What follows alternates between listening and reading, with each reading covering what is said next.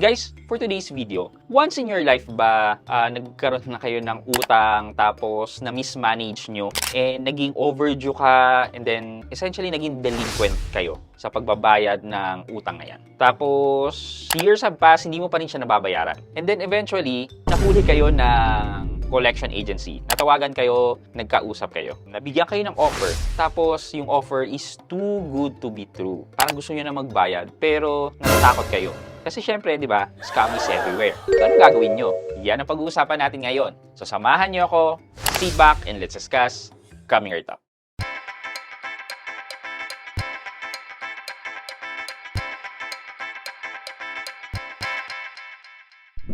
Hi guys, this is Pat, and you're in Pat Quintos Review TV. So if you're new in my channel, I do reviews about personal finance na meron akong experience or meron na akong knowledge na ginawa ko na yan ng videos and playlists na makita nyo dito sa taas. At kung bago ka dito sa channel ko, you may want to consider subscribing to my channel. Yeah!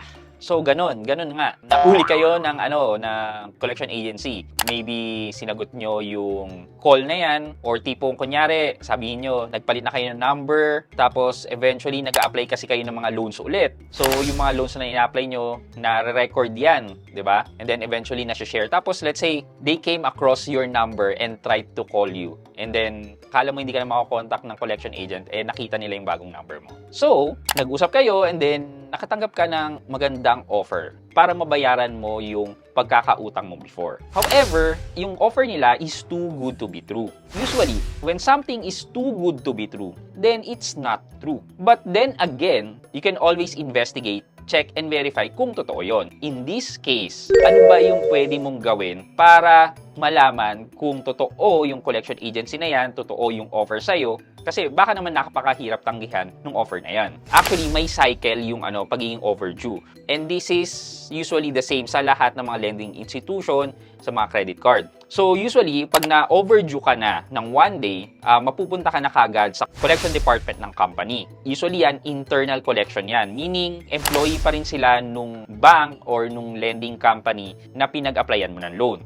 So sila yung maging responsible to do the outbound calls at hanapin ka to remind you to pay your dues. If in case naman na hindi ka pa rin nakapagbayad, tapos na-due ka ulit, possible yan kung nag-outsource sila ng collection, pwede ka nang malipat sa collection agency, but they're still working for that company na inutangan mo. So sila naman yung maging responsible to collect from those person na overdue na ng less than 90 days. Okay, if in case na after 90 days, hindi ka pa rin nagbayad, well, your account will be closed na. Meaning, pag na-close na yan, you will be tagged as delinquent. And if you're already tagged as delinquent, well, all the remaining amount will be due na. Ibig sabihin, kunyari, ang payment mo is 1,000 every month for 12 months, hindi ka nagbayad ng 3 buwan, hindi lang yung 3,000 i-collect sa'yo. Ang i-collect na sa'yo ay yung buong 12,000 plus the interest and the late penalties pa. Meron pa rin dyan, minsan nakasama yung collection fee, dinadagdag nila. And then eventually, pag hindi ka pa rin nagbayad, tumagal na yan, ibebenta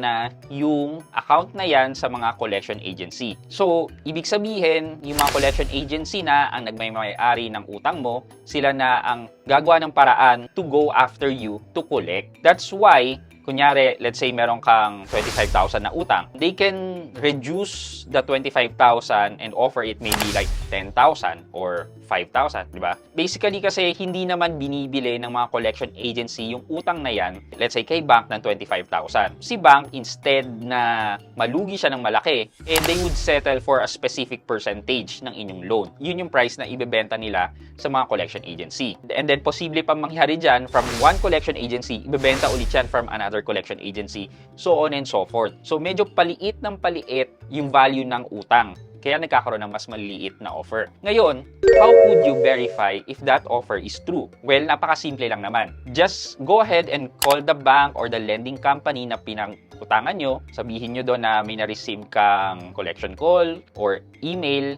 and then you would like to settle. Usually niyan, dahil naibenta na ng bank or lending company yung loan na yan, usually i-redirect ka nila doon sa collection company na may hawak na ng account mo. If that's the case, then you can get that number number and call that number directly. Ibig sabihin lang nito, it's an official number provided by the bank or the company. Thus, pag tinawagan niyo yun, you can verify naman kung legit yung offer na natanggap nyo during a call or email. There are also some banks or lending companies that would allow na makipag-settle ka directly to them. Siguro meron na lang silang internal arrangement with the collection agency owning your account na later on, ibibigay na lang din nila sa kanila yung proceeds ng loan. So, pag tinawagan nyo yung bank nyo or yung lending company, possible na may ibigay din silang amount sa'yo for you to settle na different from the offer ng mga collection agency. Pwede mo ring i-verify dun sa company na yan kung legit ba yung offer ng collection agency sa inyo. And then from there, you can decide kung anong pipiliin mo, kung yung offer ba ni bank or loan company or yung offer ni collection agency. Kasi ang pinaka-important dito is kailangan yung malaman kung sino ang magbibigay ng certificate of full payment sa inyo.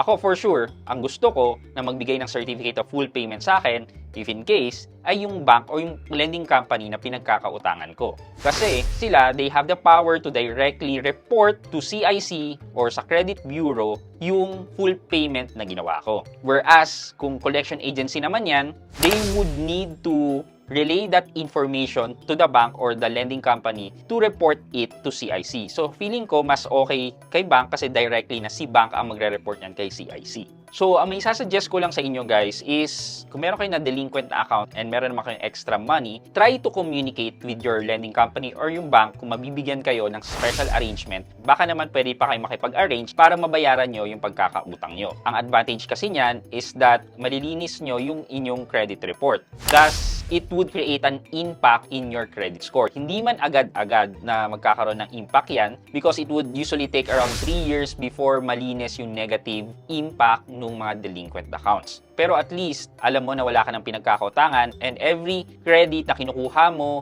at binabayaran mo are now building up your credit score. Okay, for our question of the day, sa tingin nyo ba, yung mga utang nyo, if in case na na-delinquent kayo, kaya ba talagang matakbuhan yan? O hahabulin at hahabulin ka niyan hanggang sa mamatay ka? Or even, pagkatapos mong mamatay, hahabulin ka? Ano sa tingin nyo? Let me know sa comment section sa baba at may chance kayong manalo ng 1,000 pesos sa ating weekly GCash giveaway.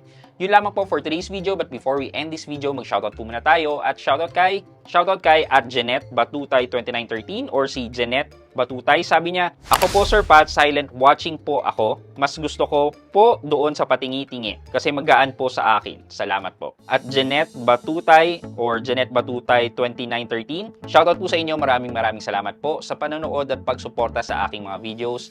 Thank you so much. I hope you can like this video, leave a thumbs up, and if not, wala na po problema dyan, but continue to support me by subscribing to my channel by clicking the subscribe button and also the bell button sa tabing subscribe para makareceive kayo ng latest notification sa lahat ng upload ko.